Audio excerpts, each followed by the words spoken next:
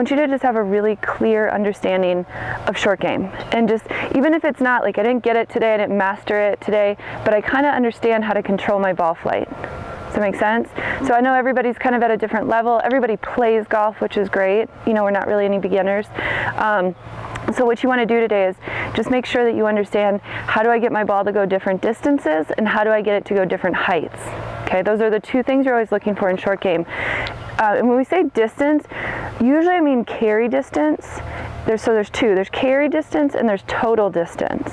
Okay, so depending on your level, the better you are, the more you want to get accurate with your carry distance. Okay, so for Nick and I, it would be, we need to know, can we land a ball 15 yards and then it rolls 5? Okay, so obviously when you're trying to make up and downs, that would be the ideal situation, right? If you're somebody that's just, I want to get it on the green more often, and I don't want to scull it, and I don't want to chunk it, I just want to get better contact, then that's kind of what you want to work on today. Okay, does that make sense? Perfect. Who's kind of thinking contact? Like, everybody's like, contact meaning, can I hit it solid, and do I know how to hit, you know, the right amount, all that stuff, right? Okay. And then going from there, you're going to learn how to control how far does it carry, how far does it roll, how do I get the different, anything within 50 to 60 yards, we're talking short game. Okay? So there's going to be three sort of variables you're going to hear us talk about today, how to control your distance. It's either, you can change one of these, okay? Or you can change two of them, actually. You can change the loft at the moment of impact. Okay, so meaning you can change your clubs, but you can also change how you adjust the handle. Okay, so for instance, if I just take a pitching wedge, so you can kind of see this, that's neutral. Okay, that's how the club should sit. So the degree on this right now is like 46 degrees. If I do this, now I've made it what? Less loft, right? So I've taken loft away, and that will now change how high the ball will go and how far it'll go, how much it'll carry, right? So I can change loft by either doing something like this, you know, and again, it's as you come through it. So unfortunately, a lot of golfers want to come through like this, right? You're trying to scoop it or lift it up. So we want to get rid of that habit for sure. And we want to make sure that we're coming through the ball at least in a neutral position. Okay, which again, Nick and I will help you with that today. If that's one of your issues, we'll definitely help you. So then if I take a 60 degree, you can see the difference in the loft, right? So I can now adjust to 60 and take loft off of it. And when we're in the bunker, you're going to see that's kind of a something that you really need to pay attention to in the bunker. Okay, so you can change the amount of loft. You can also change the amount of backswing. Okay, so keep in mind, who has done Dave Powell's golf school? Anybody? Great. My husband has all his books. Okay, so Dave Powell's, and a lot of people have gone to school. So I just asked that because his system would be, you know, the numbers on the clock, like how far back you go. But then he teaches to always do a follow through high. Okay. Which is, of course, there's nothing wrong with any concepts if you know how to do them. So if you have a concept in your short game and you're like, this really works for me, then you need to stick with it and just keep doing it no matter what golf pros tell you, okay? Because we don't always know what's best for you. You kind of have to be in charge. All we can really do is just give you some really good concepts that seem to work, okay? So what I find happen a lot is if people take it back short and then they do a high follow through, a lot of times they're sculling it over there to the right. Does that make sense? So I would tend to say, just a general statement, the amount of backswing and follow through should be about the same. Okay, so you want to make sure that you're not trying to use your follow through to hit the ball. Okay, I see that happening a lot. Like, I'll take it, somebody will take it back and then they'll want to really force it coming through, right? So think of it, you're going to hear us say this too, a constant rate of motion. So the club goes back and through at a constant rate of motion. So I'm not going to try to hit it harder or softer as I come through it. Does that make sense? So that's the third thing. You can change that. So if I do a backswing and I go here and then I go really hard, like faster, that's going to change my ball flight. The problem is it's very inconsistent. Okay, so you're better off kind of leaving that third one alone. Just change your loft or change the amount of backswing. Make sense? Simple? Okay.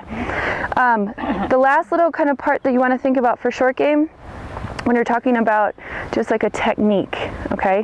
One of the techniques that tends to get people in trouble is the breaking of the arms, okay? So notice when I'm setting up to it, my arms are really nice and long. right? A lot of golfers are coming through the ball like this, or like this, or raising up, or a lot of times you're not raising up, it's your arms are changing length, okay? So if you just keep this really simple, if I set up to a golf ball and my arms look like this, I probably need to come back to this, right? Like even if I'm here, I'm gonna miss the ball a little bit. And you see people develop habits where they start doing this to get to the ball. Like they might go up and then come back down. That's really inconsistent for contact, okay? So if I'm just doing just a basic shot, my arms, upper body, middle of my body, and arms are kind of working together as I'm doing this, okay? So there's a little rotation, and I'm ending up with some nice like structure here, right? So it's not ending up like this or like that or that move. When you talk about changing the angle, yep. Are you talking about moving the ball in your stance or changing the way the position? Yeah, actually that would be both. That's a really good question. Let's talk about ball position. So this shot right here that we're talking about, this is, think pitching. Anytime that you're kind of off the green and you need to go in the air, you may need to go over a bunker, because we'll talk about chipping up there. So this is just a pitching move, okay? So what he's asking is basically ball position. Is I could put the ball back here. This is towards my back foot. So are we all right-handed? Everybody? Okay. So basically towards my right foot, okay? I could do this. And now I've made a 60 degree, probably 50 degrees, right? Here's the trouble with this. I don't want to hit you. I'm going to do it like this. Now, if I take a bigger backswing, like if I get up here and come through, it's going over there sometimes, right? Okay. So my usually general rule when I teach people, middle of the stance. And then the better the player, we can make changes. So handicap wise, I'd say 15 and below, maybe even like 12 and below, start moving your ball position. If you're higher than that, keep it center, because you're not going to mess it up, right? I hit most of my short game shots right in the middle of my feet, and my short game's really good. So I'm usually like right here pitching. Then I don't have to worry about ball flight and stuff because I really know what the ball's going to do all the time. So if I wanted to go back here, I could play it lower. Like if I wanted to play a lower shot. So then what I tell people is keep the swing low. So like I hit it fine back there, right? But it's because I did a low or a shallow swing. I didn't go back very far, okay? So the more the ball position's back, the higher you go, the more you're sculling it over there, if you have that problem. Does that make sense? But also if it's back there, then you can keep the ball low if you're trying to get over a tree or a bush or something. Yeah, but if you want to go over something, you don't want a low ball flight. Is that what you mean? Under, actually. Oh, under. There you go. So the adjustment I would make, if I just wanted to keep it under a tree, I'd maybe grab like a pitching wedge or an 8-iron, and I'd put it in the middle of my feet and do a low swing. So now it stays. Okay. So I changed loft, right? Yeah. So I guess I'm trying to keep this as simple as possible for people to think loft, backswing. And ball position can get kind of scary when you're out there on the course. You're like, oh, what did she say? Ball forward, back? You get really confused. And, you know, like we talked about in the last class, you only have like 2 seconds, you know, maybe 3 to kind of get set and go. So you don't want to have to be out there sort of thinking through a lot of stuff, okay? So again, the better the player, the lower the handicap, yes, adjust your ball, but maybe try neutral or center. Okay, you'll hear us say neutral. Neutral meaning ball's in the middle, the handle's pretty neutral.